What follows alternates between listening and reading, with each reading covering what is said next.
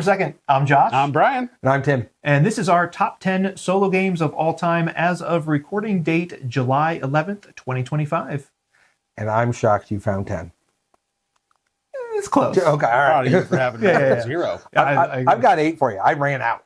I just ran out. So Brian actually I'm gave interested. Me, Brian gave me my 10th earlier today. Okay. All right. One of my guesses is correct, at least. Yeah. Wait. I smell a cheater. No collusion. No collusion. All right, Tim, you want to get us started? No, I want Brian to start. Brian, you wanna get us Brian, started? come on. Okay. What's your number 1 over there? Now I got to see if I got it on my list. I'm pretty sure I Are do. we starting with number 10? Start, yeah. 10. Good I'm point. gonna start with Yeah. number Good 10. point. Good point. You Good know how point. lists Good work. point. So we've made our top 10 list. We've also tried to guess the other people's top 10s. Yep. So we're going to be in our notebooks checking off what we got right and what we did not get That's right. as we go. So let's see if you guys are correct. My number 10 is a game you have both played because I forced you to, and that is Space Empires 4X. Not on there. No. I had it at number 9. Okay. It actually wasn't number 9 until earlier today. So yeah, Space Empires 4X is a GMT game. It is a 4X game, but I exclusively play it solo and cooperative. It reminds me a lot of the old video game StarCraft. You have a piece of paper where you have to keep track of how many resources you have coming in, and then every round you can spend those resources. You have miners going out to bring back more resources. Children? Yeah. Yeah. Children are in the mines. miner. They're in the mines. Oh, boy. Yeah, I barely know what that means. So, yeah, this one, for me, I don't like 4X games. I don't like space games, but I really like Space Empires 4X. And there is a new expansion coming out imminently, I think. I ended up P500 it like maybe a month ago because I had done it and then backed out. But I think it's on a boat on the way to GMT. So I'm very excited for that. It is the last expansion for it, and it's more expensive than the base game. There's a bunch of stuff in it. Are you serious? Yeah, pretty excited for it. Is it the last expansion? Wink, wink. Like the last. No, I don't think so. I think he expansion genuinely for Dominion. Or? Several years ago, he put the designer put on the BGG forums, "I'm doing one more expansion. What do you want?" Oh, and cool. people voted, and he that's put a neat. lot of that stuff in. I think it's called All Good Things or All the Good Things or something like that. Oh, that's cool. Yeah. So yeah, that is my number 10, Space Empires 4X. Josh. Looking forward to that one. I'm excited. Hopefully it's solo or cooperative. Yeah, it is. I don't solo What? as much Wow. as these gentlemen here. I have started to get into it recently, so my list is very thin. Terrible. It's terrible. Most of these games I've only played a couple times, maybe 3, so not a huge amount of games on the list to begin with. Like I said, I scraped together 10 just so these guys could make a top 10 video of their solo games. We get it. You're enjoying yourself. So my number 10, and I doubt either of you have this, is 1998 ISS. No, I didn't even know that was soloable. Which is a small box game from Looping Games. They have the whole 1900XX series, which I enjoy a lot of those games. This one, I think they kind of threw a solo mode in there because a lot of people were asking for types of games with solo mode. And it's one of their more recent-ish ones within the last few years. I really enjoy it any way you play it. But this one basically has you going against the USSR. There's a bot that literally just runs the game and takes actions for the bot, and you're just trying to optimize your score versus the bot and try to score more points in them. But it's quick, it's cute, and lets me play a game that I enjoy without anybody having to not enjoy it themselves. So do other games in that series have solo, or is that the first one? I think that's the first one. Okay. I know the 1942 Yorktown game is a co-op that you can play solo. Okay. But yeah, they're re-releasing 1906 San Francisco with a solo mode coming up soon. Okay. So yeah, I think they're realizing more and more people are soloing games and want to Idiots. try to accommodate that. So What? so yeah, that was me, 1998 ISS. Tim, what you got? Number 10, Number 10. Final Girl. Yay! So this is Van Ryder, and I'm going to assume we talk about it a little bit later. Hoping. Oh boy. Hoping. Oh, wow. Wow. But yeah, it's what would you say, Brian? Horror movie tropes where you mash a final girl with a specific villain and a specific location. I think the villain and location are combined, but each one giving you a slightly different rule set that changes things up just a little bit. And every time I've played it, it seems to have come down to basically the end. So a little bit of a nail biter. And I'm not a huge horror movie buff, but really like the game and how thematic they were able to make it. Yeah, it really is very thematic. So yeah, that was my number 10, Final Girl. Brian, number 9. Number 9. All right, number 9 for me is one that we've been playing a lot lately, Josh and I, and that is Kingdom Legacy. Woohoo! So this is a solo game that Josh and I have been playing. We're calling this segment Dueling Kingdoms. We're just playing it solo, side by side, but it is a card game where you start with 10 cards, and just about every round you're adding 2 cards to your deck, and those cards get upgrades. Eventually will upgrade into other things that maybe score you points at the end. There are several expansions for it that change rules up a little bit, but yeah, this is one that is relatively cheap. If you can find it in the States, it's only like 12 or 13 bucks. If you can't, it's not much, but it is overseas, so you have to pay for shipping. And yeah, there's a handful of expansions. They're planning more expansions for it, but effectively it's a fun card game where you're just trying to upgrade all the cards, build up your kingdom. You have to fend off plagues, all sorts and of enemies and assassins and things like that. And you have a lot of choices in a game that's really just what you play effectively with 70 cards minus the ones that you're adding to it. So, but yeah, again, I think this is one that we also might see a little later. So how much do the expansions change things up? The one a lot, because the one effectively doubles the amount of cards you have. Oh, wow. Okay. Yeah. It changes it up a lot. And it changes how the game works for part of the game. It's really neat. It's really neat. Yeah, they do a lot with just cards. So yeah, very, very good. And that one is a Frexelius. Yeah. I think there's like 40 Frexelius brothers because every name I've seen attached to that is not the name of the person who did Terraforming Mars, which is what they're kind of known for. Yeah. But yeah, they're very active too on the BGG forums. And it was when we first started to learn that one, there weren't a lot of videos out that kind of showed, because there's a lot of just keywords and things and a couple things that you kind of have to get used to. But it's a pretty fun time. So that would be Kingdom Legacy. Not on my list because I realized I didn't update my list from a few weeks ago. It was kind of I'm going to guess entry. that's a newer one. Yeah, it's a late entry. And I don't think it was on there prior to us starting our Dueling Kingdoms thing. So, yeah, that's me. How about you, Josh? Number 9. Number 9. Yeah. And again, I apologize for the quality of games on my list. Come on. Shots fired at these 10 games, I guess. So this one actually is a game book that I have not finished yet. But I did start it. I got through a quarter of the book so far, and it is a lot of fun. This is In the Ashes from Devere, and it's a game book. So you're reading a portion of story, and then you are playing effectively cards that are just kind of printed in the book. You choose the order of the actions that you want to take, and then you carry them out on the other page, basically. And it is a lot of fun. A lot of timing considerations, a lot of not necessarily choosing your path, but kind of choosing which thing to interact with first, and that might give you a little bonus in a later part of the story that you check off. And so you're kind of planning for the future, but you're not really sure what the future holds. So it's really neat. And the first era was told from one character's eyes, and then era 2 is going to be a different character, and so on and so forth. So it's going to kind of blend those stories together. It's really neat so far, and I'm really looking forward to it. It probably would have been higher on my list had I actually gone through the book quicker, I guess, than I have. But yeah, that's number 9 in the Ashes for me. You discovered see-through Post-its with this game. Yes, clear Post-it notes. They're life-changing. Right. Use them for everything now.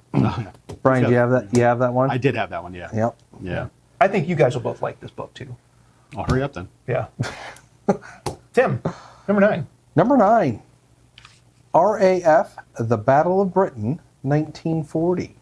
Nope. This is a 3 games in one. One of those where you can play from the British side, you can play from the German side, different map, different cards, or you can play 2-player. One is German, one as Great Britain. So, but yeah, this is I don't see you liking this one, Josh. No, probably not.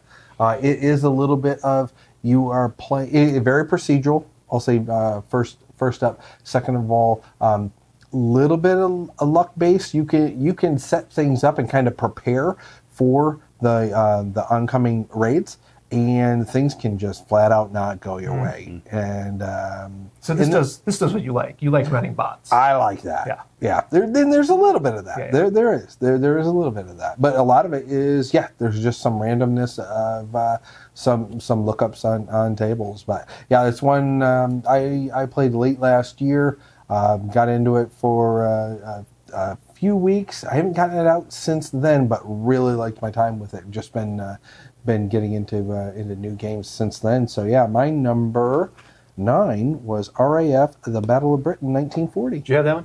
And I didn't. No. That's Decision Games, I believe. I believe that's Decision. Is it? Well, now you got me wondering. I don't think I'm it almost. Who is it then? I don't know, but I don't think it's Decision. Okay, so it's probably not Decision. I'm pretty sure it is. Your D-Day games are Decision games. This one I thought was Compass, MMP, or GMT. Oh, okay. RAF. we'll find out. Will probably be. You didn't have that on my list, or no. for me? So Okay. there for a while, you played like 5 different war games in 6 different days. That was not the one that I chose from those games. I got you. I have another one that's very similar that may or may not be on your list. We'll find out. I gotcha. All right. Exciting times. Random war, random country, random year. You probably got a game there. Yeah. You know. Boom, boom, boom. Yeah, Yeah, pretty good yeah, percentage. He's got Yeah. several games there. Brian, number 8. Number 8 for me is Cloudspire. Oh, I didn't put that one either. Yay, I win. I had it on my like my maybe list. Yeah. And I didn't include it in the final. So this is Chip Theory Games, the makers of Too Many Bones, Hoplomachus, Burn Cycle, a bunch of different things that uses chips. And for me, in terms of solo, this, I believe, is my favorite Chip Theory game. So I got into this one a few years ago. I picked it up, played it 3 or 4 times, had no idea if I played it correctly. And then earlier this year, they had kind of their final game found for the last expansions. And I'm like, okay, I'm going to bust this out, play it, see if I like it so that I know, what I want to pick up in the crowdfunding campaign. And I played it, I don't know how many times, maybe 6 times in 3 or 4 days. Played it solo, did play it co-op. Kind of. We did solo co-op. My nephews, my one nephew was around. So, and I really like this one. So there are different factions in the game, and this one is kind of like a MOBA video game, a multiplayer online battle arena, I think is what that stands for. But there's basically minions and heroes, and you're just trying to take out the other person's spire or base. I forget what it's called. I think it's actually a base because the spires are also out on the board. But you're doing so just walking around paths, and there are certain little tiles that you can bring out to switch those paths. There's a market where you can pick up mercenaries to kind of help your group out, but each faction plays completely differently. And I'm really looking forward to getting the crowdfunding campaign because I picked up the books, which kind of add story, which I most likely won't like because I tend to not like story in these types of games. But it adds story to the solo and co-op campaigns. So it gives you a reason why this faction is fighting this faction. Because the one knock I really have on it is you can't just open the game, build your own map, and then each player picks a faction. That's not how it works. You basically are playing a scenario from the whole campaign. You can pick whichever one of those you want, but you can't just, hey, these guys look cool, I'll play them, and these guys look cool, I'll play them. Maybe if you go through the faction book, you then just have to find those 2 factions fighting one another. There's no setup for just a general game like that. But yeah, this one, I don't think either of you have played it. Tim, I know you've owned it. I owned it. Yeah. Got it right when it came out. Yeah. This Got is rid of it. It's also only co-op up to 2 players. If you it plays 1 to 4, but at a 3 or a 4 player game, there's not enough room to add the bots. So at 3 or 4, you have to play competitive, which I'm not really interested in doing that. But for a solo or co-op experience, really enjoy Cloudspire. So that was my number 8. Well done. Jay Ashwa. Number 8. Oh boy. This is one Brian has played with me. Maybe Tim played with me once, because it's also a 2-player game. This is Deadball Baseball at my number 8. This is literally just a baseball simulation game using dice. So you can either use the made-up teams that are in the book, or you can actually go through, get historical teams, and use stats to generate your own players, and then you just roll dice to resolve at-bats, basically, and you keep score. Like, the game is just a scorebook, a baseball scorebook, which I really enjoyed doing when I played baseball. I like to keep score, and this is what that is. It's just simulating baseball. It's really fun, and I don't know. You played it against me. I think you didn't hate it. I didn't hate it. I want this game for hockey. Yeah, that's I like hockey a lot That's more fair. than I do baseball. But it was I never really did keep book, so that was one of the things I learned while I was playing this game. Yeah. How to make all the. I have forgotten it completely since then. But yeah, this is one that I've also thought about even busting out because it was pretty fun. And again, I like keeping the book, and you're just rolling dice to see if someone gets injured. You roll a die to see what injury they have. So I did like a season. I played through like a little small season on my own at one point, and just kept stats in like a stat keeper app, which was kind of neat because the stats really did kind of mirror real life, which was really interesting. How they were able to use dice to really just represent statistical baseball percentages, which is really cool. So, and it's more than just because I've thought about getting like a Stratomatic hockey. Yeah. But that is literally just a simulation using stats. Yeah. Whereas this has a little more to it. Yep. You're rolling to see, like events that would happen and things like that. It's really good. Yeah, injuries and all that stuff that Exactly. happens. Yeah. If there were a hockey version of it, that most likely I would own that. It would probably be on my list. I just like that a lot more. So. Yeah. So that is my number 8, Deadball Baseball. Tim. Number 8, Phantom Fury. I think I have that second edition. I don't have the one. second I put first edition. That was one that the second edition just came out. End of last year. Nuts Publishing, I think, is the publisher on that one. But that was a. Let's see, it's a board. The game or the board is a top-down view of Fallujah. Yeah, it's basically the streets of it, and it's not the whole city. It's a very specific part of the of the map, and it's actually a true to life map. And you are playing the USMC, going in and going through and flushing out the insurgents that are in those. In the buildings, and it's basically a time. You've got, I think, I can't remember if it's the base game or the more difficult version, but you've got 13 rounds where you start at the bottom of the map and you're trying to get everyone off the board at the top, taking the least number of casualties as possible. So, I mean, I'll say there's some similarities to what you just described, where it can be a lot of dice rolling.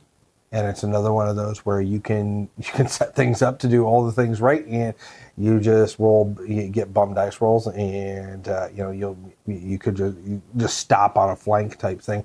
This is one where you have to be very careful with where you end your counters, because if you ever open up too large of a space, areas that you've already cleared out will start to repopulate, and then you have to go back and kind of recover them. So it's not just going in and moving people. You also are having to maintain that web as you go across the board. So I really like that. I think I mentioned last time, or when we talked about it on the podcast, I got to the point where I was timing my turns, because I wanted to try to, number one, keep pace of the game, keep the game going, because this is one where you can really slow. Okay, how do I want to do that? How do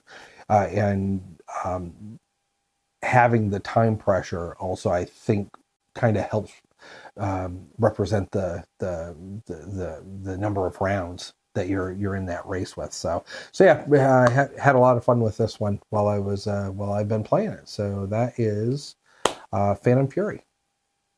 Very cool. Back to this guy. Number 7.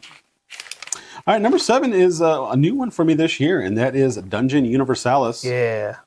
Had it at 6. This one, I played a campaign earlier this year, and this is kind of the dungeon crawl that I've found I actually like. So I've tried quite a few. There's not a lot of story in this one. It's usually just at the end of every mission that you do, there might be a paragraph or two. It's not trying to write a book through board game, and that book's not very good. Arydia. So it's what did I say? So you said Hexplore It. It's what you said. How dare you? No, Hexplore It. But the book is also not on this list.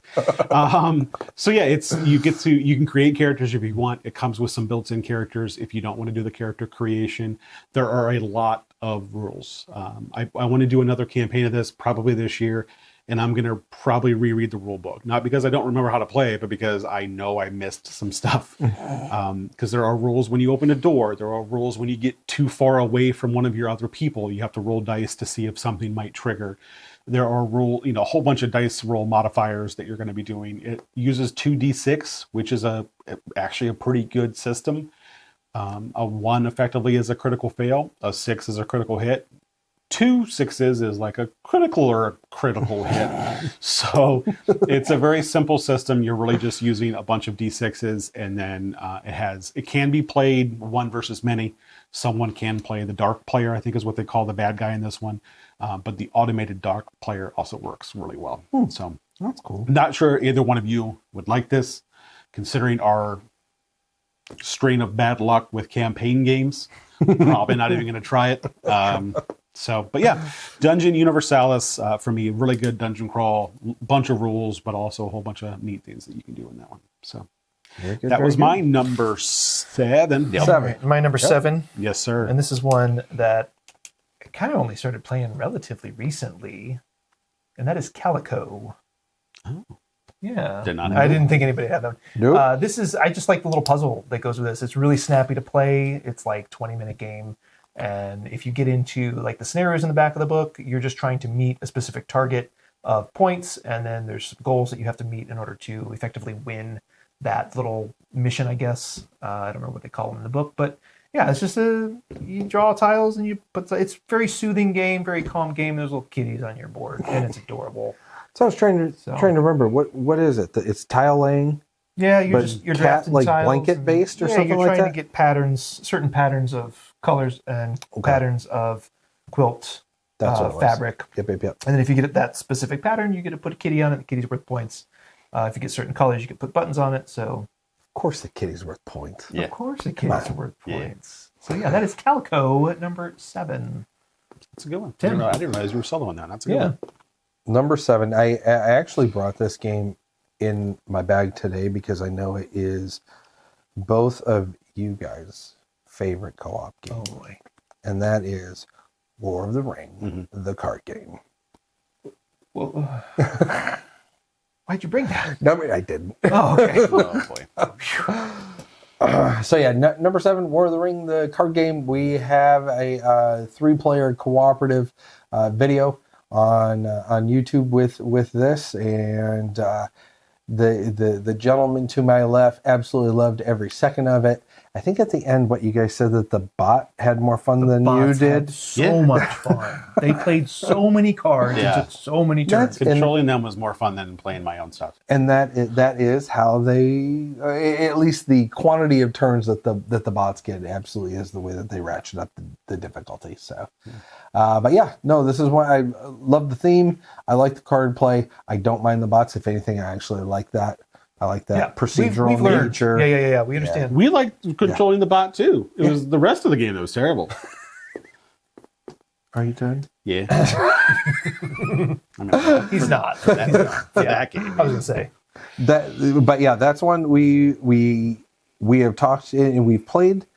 What, team based? We played 1v1. Didn't really like the 1v1. The team based 2v2 was pretty good. Yeah. I really like solo. You guys really didn't like the 3-player co-op. So it is for, I'll say, a very hit or miss title in general, but I really like it, and that co-op and the team side of the game. So that is my number 7. Brian, number 6. Right. 6 for me is another new one for this year. What? And that is Slay the Spire. Yeah. Nope. So Slay the Spire is based off of a video game, and it is a fantastic implementation of the video game. It dials everything back from the game, so instead of doing 10, 20 damage, you're doing 1 or 2 damage. But it is effectively a deck building game. You are going up the Spire. There are 3 acts, and after most fights, I think every fight, you're getting a card choice. So you draw 3 cards from a rewards deck, and you pick one of those 3. If you want, you don't have to take one, to add to your deck. You're also upgrading those cards throughout the game. Every single card in the game is double-sided, so it does come with sleeves. And you can choose to upgrade those cards, which will either make them more powerful, or maybe cheaper, or do some other effect that makes them a little bit better. So as you're playing the game, your deck's getting more powerful, and hopefully, I know we did a playthrough where we got rocked. Absolutely and, rocked. did not make it to the end of Act 2. I think we lost. We lost in Act 2. Yeah. Yeah, it was pretty great. But I played it solo a few times, and I haven't had any issues. So sometimes when you get rid of the dead weight, you got to get rid of the dead weight a little bit. Speaking of, we had similar results with War of the Ring. I haven't had any problems with that solo, but we played co-op and just got smashed. Yeah, That's you're interesting. welcome. But yeah, and it comes with 4 characters. They all play unique. They all have their own unique decks, and it's really fun. This is Dopamine, the game. Yeah, Is it piece of candy? Yeah. This game is just giving you stuff the whole time. Pretty- and it feels pretty great. consistent. You're getting Yeah. all sorts of cool stuff. if you're not in a fight, you're probably in a room where you're gaining a treasure, or you can buy stuff, or you can heal, which hopefully you won't have to do things like that. So, but yeah, this one, I was surprised at how much I enjoyed it. I bought this on a whim. This guy was at $95 and needed $5. This and he's again. like, "Hey, didn't you want to get Slay the Spire? I need free shipping, so why don't you spend on $95 more than what I need?" I did, and honestly, it was probably the greatest thing he's ever done for me. You're welcome. He's pretty mean usually. So, but yeah, Slay the Spire, the board game, fantastic. No, they're coming out with a sequel for the video game, so I just kind of hope that also happens to the board game, because the one thing I do want is More just characters. some more characters. Oh, okay. Not that I'm done with the ones that are in there yet, Yeah. but there are certain things that I like to do with each character, and every time I play it, I find myself just trying to do that thing with those characters. So a little bit more variety would be good. But yeah, Slay the Spire, fantastic game. Now, Tim, you haven't played this one. I've not. I don't know if it's your cup of tea. It's not. But I don't think so. No. Based on what I've heard. Yeah, it's good. You probably But- like it. There's no bots to run. There's no bots. Nah. Well, I mean, the things you're fighting, kind of. I mean, But it's not 95% of the game like War of the Ring, Yeah. the card game. So I'm not super piece of candy. That Ooh, just piece of doesn't candy, that though. just doesn't do it for me. Yeah, it should. fair It enough. should. But yeah, that was my number 6. My number 6, which I'm hoping appears later on Brian's list, but it probably won't. This is the Harvesting Trilogy, which includes the small 18 card games of Orchard, Grove, and Forage. And these are all just, you play 9 cards at a time, and you're overlaying cards, trying to increase the value of the dice that you place on top of them by covering up symbols that are the same. And each game presents some small restrictions and some changes from each title, just so they're a little varied as you're playing. And you're just trying to beat a high score, or the most recent 2 have introduced recipe cards that you're trying to meet a specific goal on those of a certain score, and it gives you some extra ways to score points as well. Brian has recently done some playthroughs of those if you want to check those out. But Yeah. super quick, we're talking 10-minute maybe games if you're sitting there really thinking about things. So they play really quickly, and they're very easy to learn, very fun, very satisfying little puzzle to try to figure out as you go. So that is the Harvesting Trilogy. So I had that on my list for you. Oh, good. However, Oh boy. You put all 3 it separate. took 3 slots. Oh, boy. So now I have 5 games for you. Yeah, I felt like those were similar enough games that they just deserved 1 slot. They're not I big hear enough you. games to I be- hear, as soon as you said it, I was like, yeah, all right, I hear you. Yeah. The second 2, Grove and Forage, I Yeah. believe, when they add those recipe cards, Yeah. those Yeah. that's really great. That's cool. Being able, I mean, there's only 18 of them, but the combinations that you can have of those is really fun, because it gives you other ways to score, and it gives you more target than just, hey, how'd you do on this chart? Right. So yeah, the target score is really nice on those. Yeah, those are really fun. Yeah. So that was my number 6. Tim. Cool. So I also am somewhat relatively new to solo games. Not as new as Josh, but I don't have the long list. So a lot of my games are going to be things that I played in the last couple of years. So this one is also from last year, and it may be one of the ones that, Brian, you were talking about, because it was one of the ones you talked me into purchasing, Oh, I don't saying have that this. I had to buy it. I get blamed for so much stuff. Enemy Action Kharkov. Oh, I do have that one. Yeah, that's the one I was talking about. That's I figured Yeah. when you were talking. So I think there is a sister game, Enemy Action Ardennes. I do have it. Haven't played that one. The Kharkov version, it sounded like, was a better intro. So delved into that. Last fourth quarter last year, I so you think. put a lot of time into that one. I think. Jumping into it, and then I was throwing a lot of time and energy into learning it, and then also playing through it. I think that was the one that the first round took 5 hours, I think 4 or 5 hours. So yeah, it was pretty significant. But yeah, it's a lot of learning, in that time versus playing. I could have played so many games of Orchard. Oh, so many. All of them. Yeah, right, exactly. But no, with this one, and this was probably my intro to Hex Encounter type games. So also there was that learning curve in front of me as well. So, but no, this is another one. I think that is a 3-in-1 box where you can play. You can play the Russian front trying to push into Germany, and then you end up retreating. Or you can be you can play the German side where you retreat at first and then come back with a wave. Or I think you can play it 2-player. So I've only played it on the Russian side. So this is the same game as one before. It's similar, I'm gonna count that and that's part of maybe one of the reasons why I like Did that you style. clip your counters though? I mean, is that even a question? I mean, of course. I just wanted to make sure. The counters are clipped. The cards are rounded. I mean, yeah, obviously. And there are a lot of player aids. They're all rounded. Yeah. Absolutely. Yeah. Absolutely. And the board's mounted.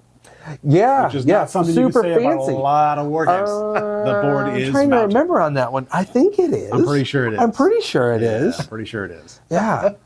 But no, I have some from that same time frame that they're all paper. Yeah.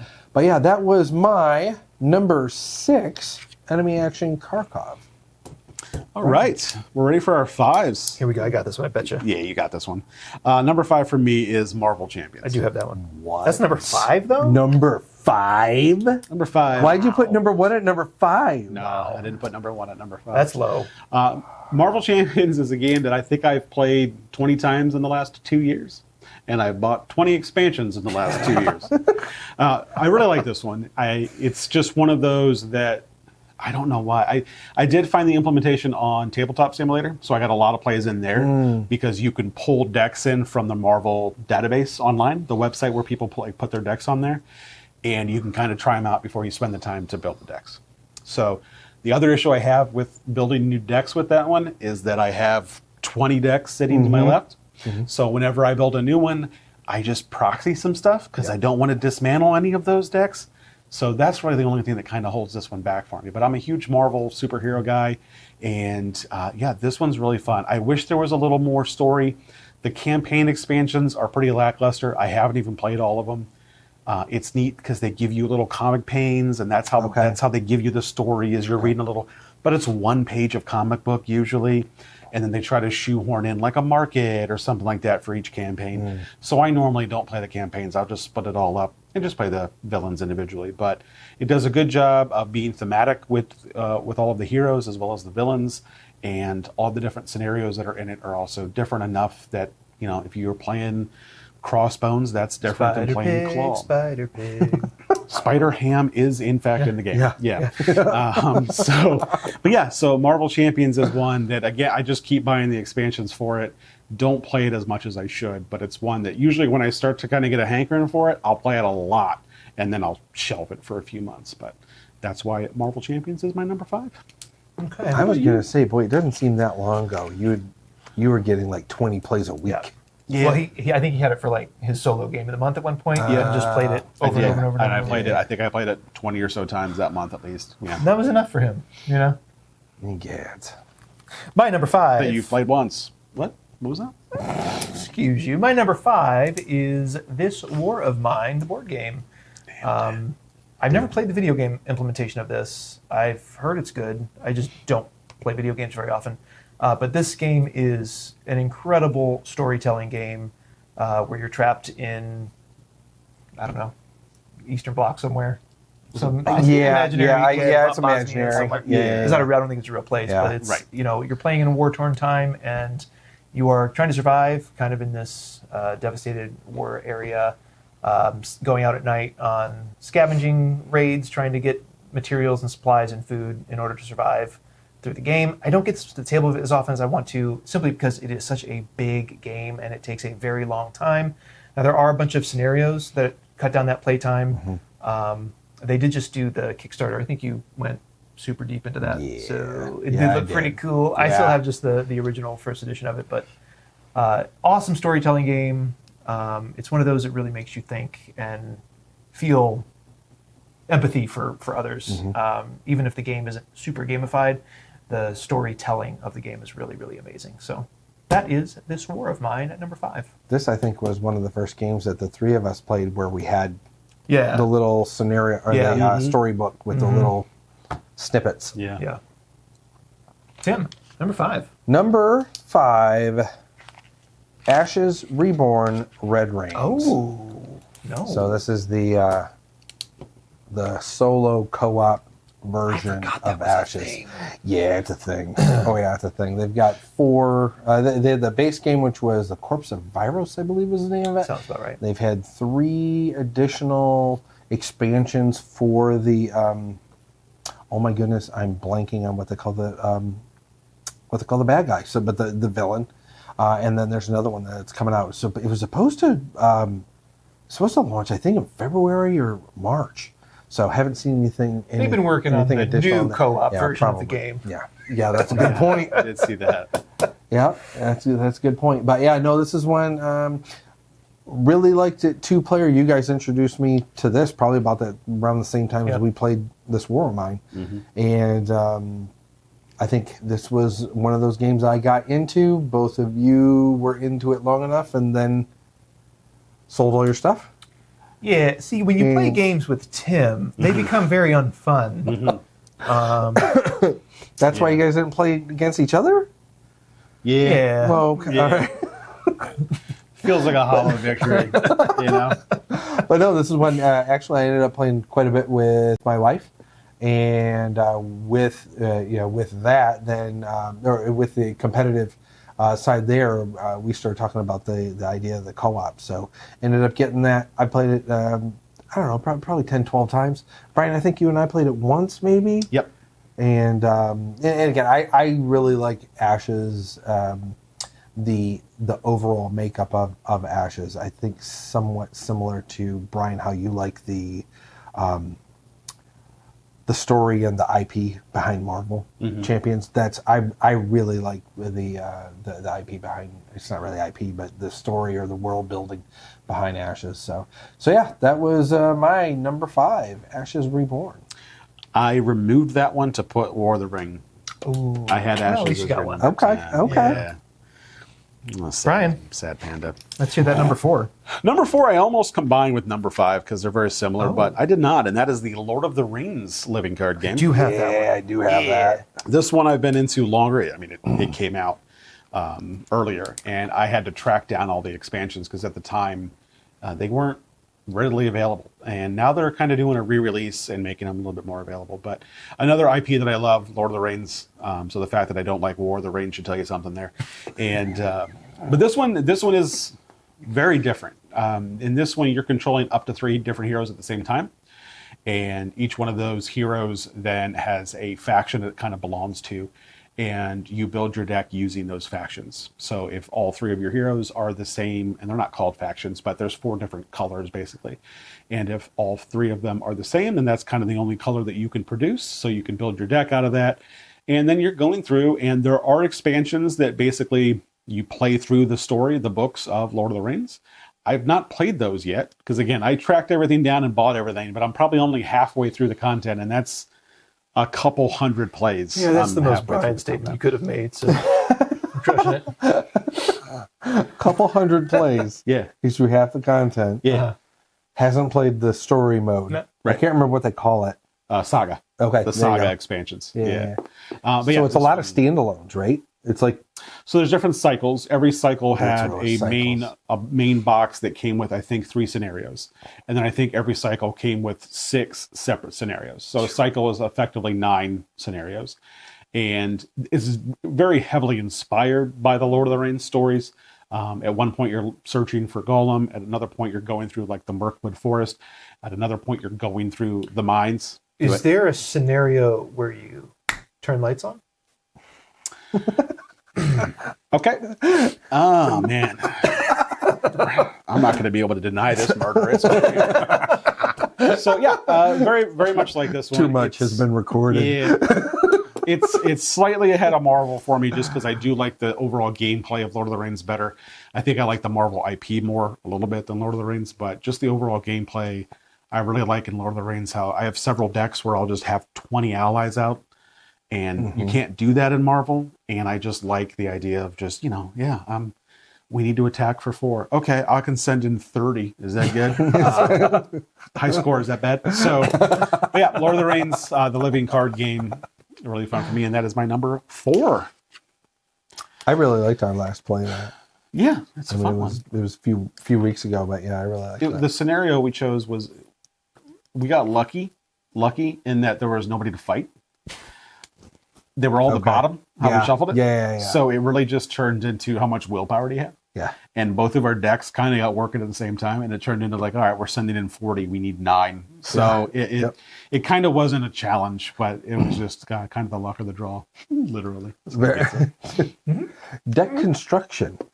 A lot of deck construction, it felt like. Oh, yeah. It's all, both of those, all of the LCGs are deck construction. Okay. Yeah, you're doing the construction before you play and trying to get some type of synergies and cool combos, and I like cool combos. Yeah. So. Who doesn't? That level of the deck construction, I haven't been able to get to with Ashes. That's something I've always wanted to be able to do. Cool. What was it, number 4? My number 4, Freshwater Fly. No. I don't know how you couldn't come up with 10, because I came up with 10 for you. Oh, that's nice. Freshwater Fly is a game I have not played in a while, which is probably why it wasn't on your list. But this has a really, really cool solo mode. This game, I think I've talked about it on the podcast before, but this game really feels thematic, as much as a theme you can put into a game about fishing, at least, where you are physically putting a marker out on the board of where you're casting, and then you're trying to target specific fish. And you go through, basically you're playing against like a rival angler, and you're trying to outscore them based on the scenario goals that are set out for you in this kind of mini campaign that goes through in the back of the book. It's really neat. It feels as much like fishing as it can for a board game. It's really, really cool. Just throw some background river sounds on, and you got yourself a really nice day without having to actually leave the house. So leaving the house is the worst. It's the worst. Yeah. So that is Freshwater Fly at my number 4. Very nice. Tim, Number 4, I'm ready for it. and Trespass Odyssey. Yeah, that's number 4. That's number 4. That has fallen. That is number 4. So yeah, this is alternate Greek mythology based 3-phase game. You've got your journey phase where you are in a very large ship called the Argo, and you are traveling around. Is Jason there? Or? No, not in the first one anyway. All right, but he might show up. I don't know, maybe. But yeah, I've only done cycle 1. This is another one. I think I had 65, 70 hours in, just getting through cycle 1. Again, a lot of that probably learning the game. But quite heavy, pretty steep learning curve on this one. 3 phases where you've got the journey, you have adventure, so there's a little bit of a story with that, and you almost like side quests. So you have like a main story, and then you have side quests, and then lastly is and it's when I think a lot of people think of it, think about the game as like the game, and that's the combat. And in this one, you're fighting that cycle's primordials, which are just like the big bads of that cycle. So I think that was one of the concerns that you when you guys played. It was, I don't know that I want to fight the same thing multiple times, even if it is scaling up. Yeah, as I scale up, it's like the combat was also pretty boring. Well, it was that one. Very early on. I swing. It was very early on. Your turn. I also move and swing. Oh, your turn. I move a little bit and shoot. Yeah. Yeah, you see how you swing around? Variety. But no, you're right. A lot of the game, I would say, at the time I actually compared it, I got a little bit of leader game feel from it, where the builds were more more what the game was. Like you had your characters. The planning you was built more yeah you built up your than Titans, and then the battle was just it was Carrying out really what just you a planned. tactical exactly skirmishy type thing, or a boss battler really. But yeah, honestly, out of the whole thing, the combat's probably my least favorite, but I still don't mind it. Yeah. But again, I like procedural. I like running against a bot, which is kind of how that And it game is. sounded like the story was pretty cool. Story's what you were pretty telling good us. for me. For me, the story's pretty cool. Couple of neat puzzles in there, at least in cycle 1. So yeah, overall, that's my number 4, Aeon Trespass Odyssey, and I may have a couple more cycles coming. 12? Something like that. Yeah. Yeah, with all the seasons. The 12 sins of Heracles. Heracles. Right? Yeah. Yeah. Oh boy. Yeah. Looking forward to that one. Yeah, you're only 4 behind currently, so why not be 16 behind? All right, top 3. Top 3. Much excite, huh?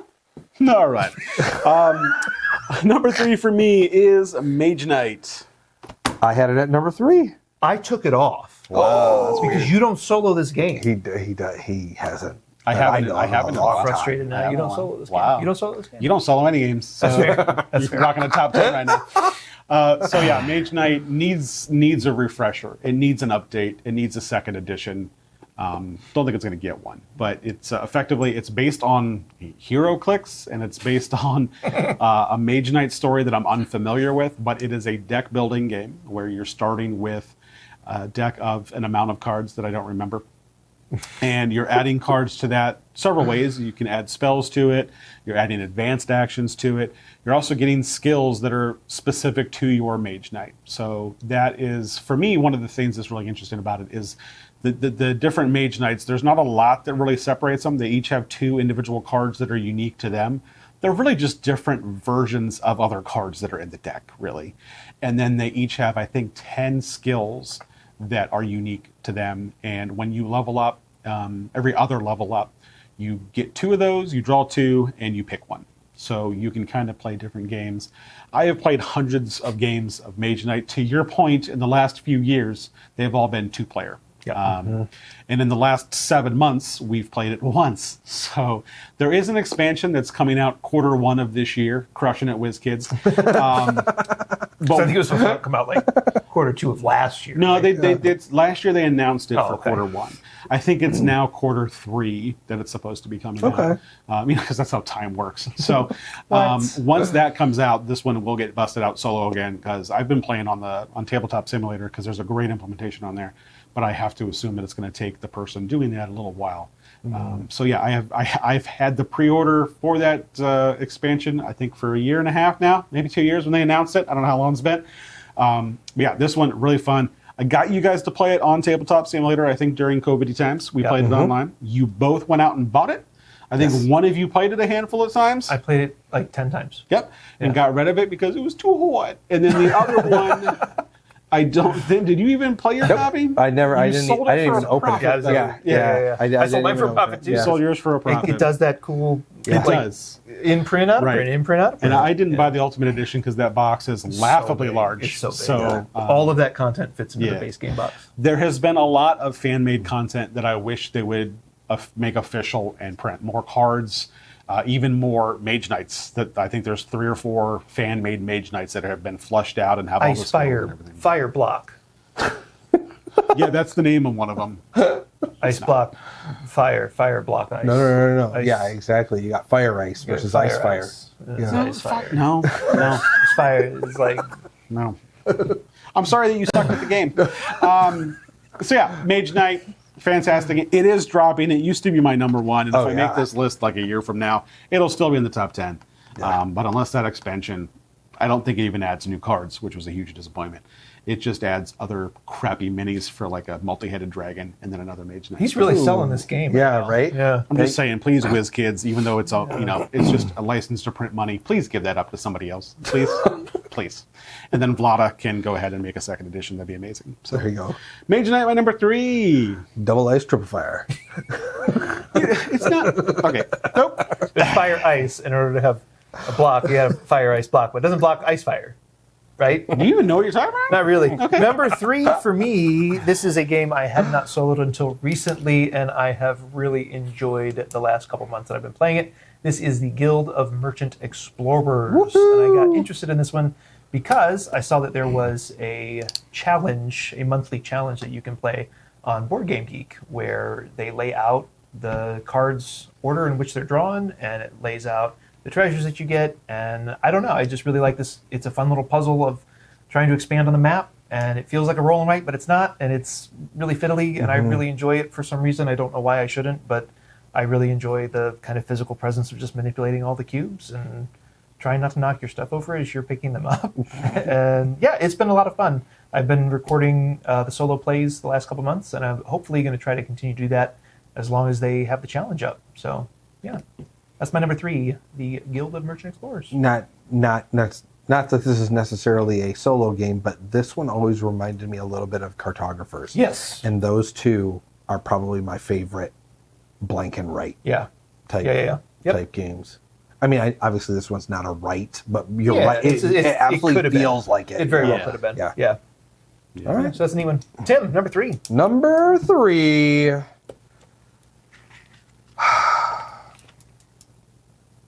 This is you guys' second favorite game after War of the Ring card game, and that is Arydia.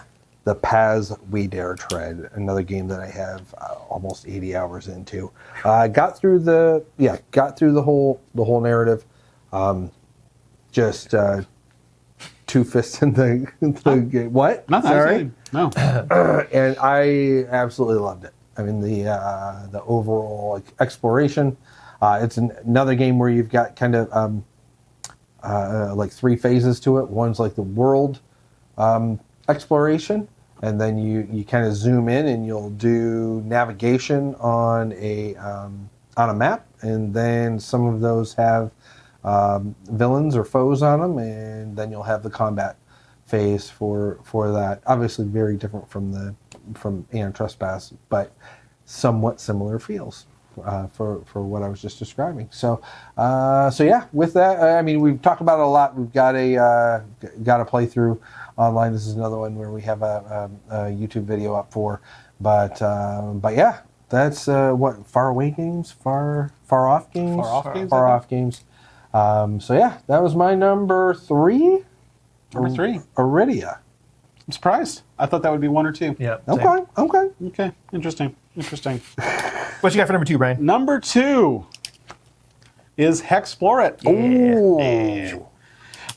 There are 4 of these, soon to be 5 of these. They're all great. 4 is the worst, but this Still is a good time. Kind of the epitome of a piece of candy. You're constantly you're moving around a map. It's cooperative, but you can play it true solo. You just have to find a hero that's good true solo, because some of them are literally, there's assist characters, there's utility characters. So if your character is all about making someone else stronger, you don't want to true solo that person. Right. So you just have to be careful with who you choose there. But yeah, this one, you're traveling on a map, and in each one, you're trying to defeat a big bad of some kind. It might be a necromancer guy, a mind-wipey lady, a big worm like Dune style, or a guy who's not really a vampire but kind of is a vampire. Really, I think he just works for Red Cross. But So can you be Paul?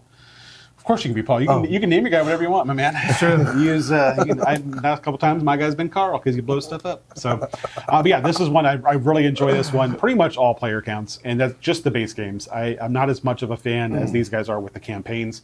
The campaigns are very well done, but I just don't like them because it adds story to a game that doesn't really need it. So it turns a 4-hour game into a 20-hour game. It makes the game great. Makes the game not a game. So Hexplore It, highly recommend those. I might at some point, but we don't have a video up for this yet, which is a travesty. But at some point, at the very least, I'm going to record a true solo. The guy that can rectify that hasn't rectified that. Right. So I don't want to edit the video, if I'm being honest.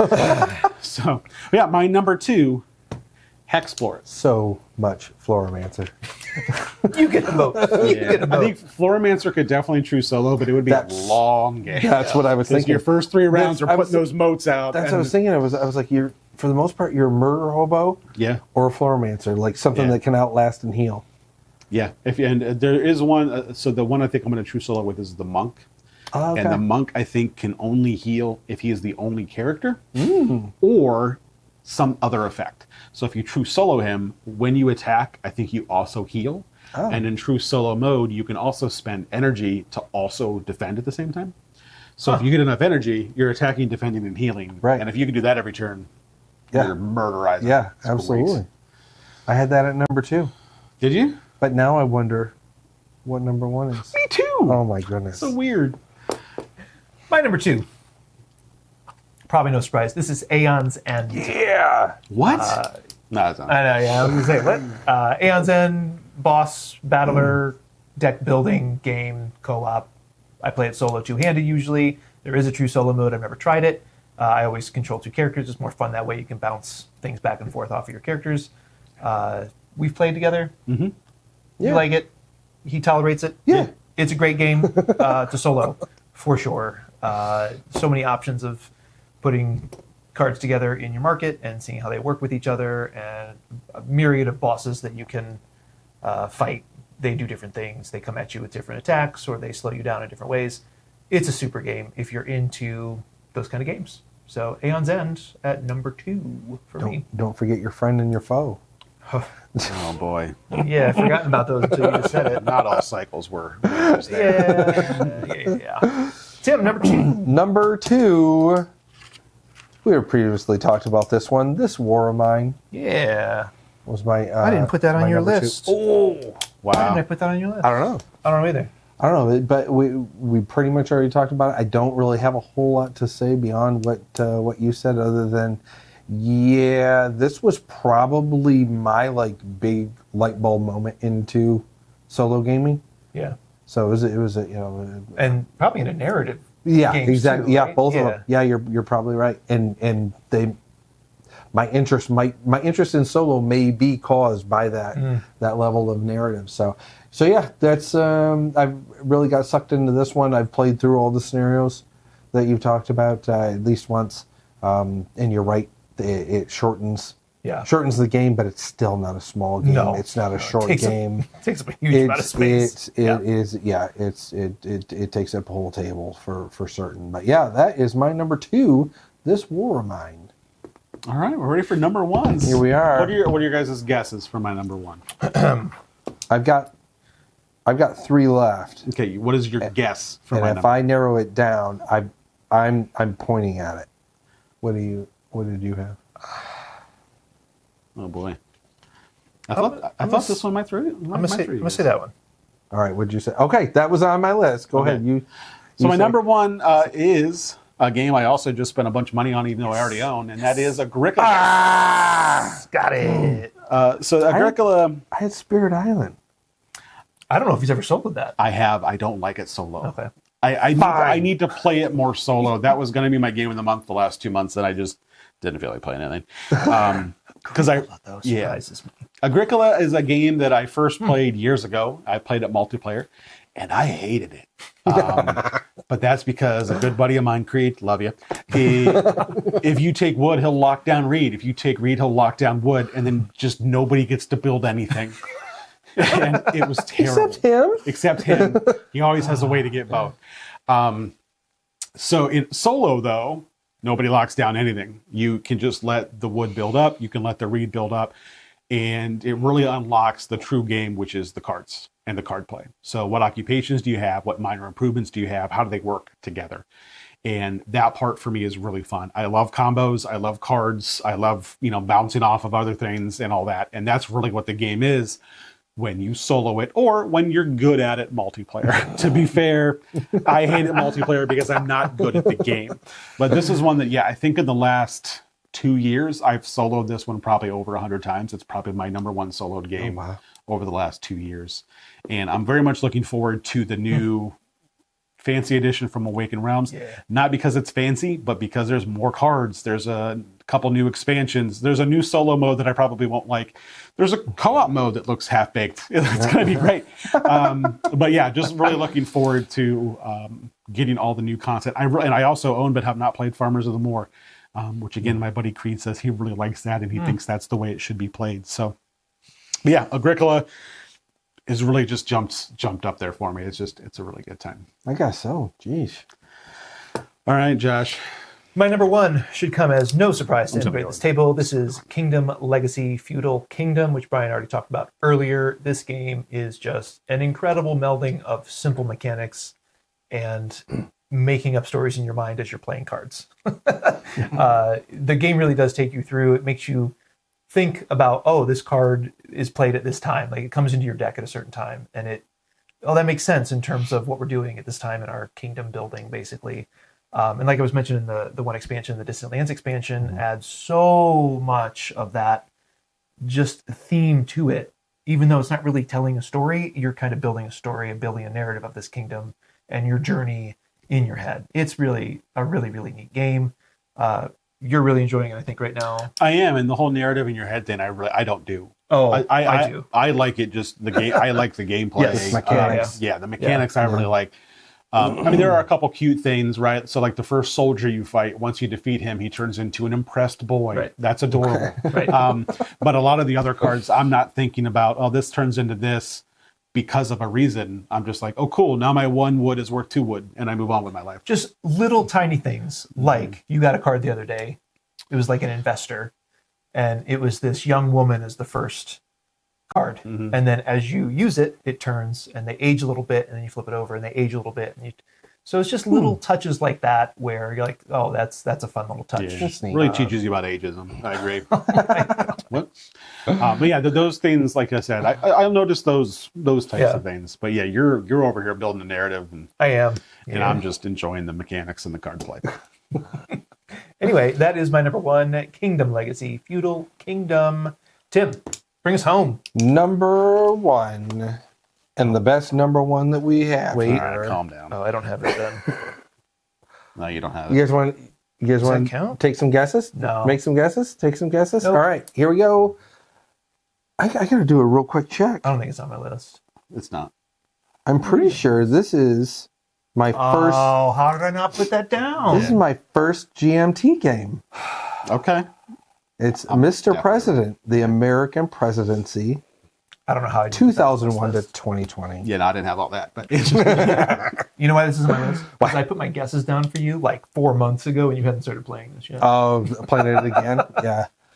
So yeah, this is one. And again, I've been talking a little bit about it the last couple months, but yeah, this is one where you are taking on the role of the president of the U.S. and you are managing I'll say oh my goodness, Chits? no, no. Drawing random The things from a domestic, bag. the domestic situation, you're handling and managing the friends in Congress and the legislature, and trying to get bills passed through that, and that's actually how you gain legacy points, which are actually like basically victory points in the game. And that's what they say is that's where you win the game. You win the game on the domestic side, and then 2/3 of the board is the international, diplomatic, and military side, and that's how you lose the game because there are so many different loss conditions, so many different ways that you can lose. Managing relationships and managing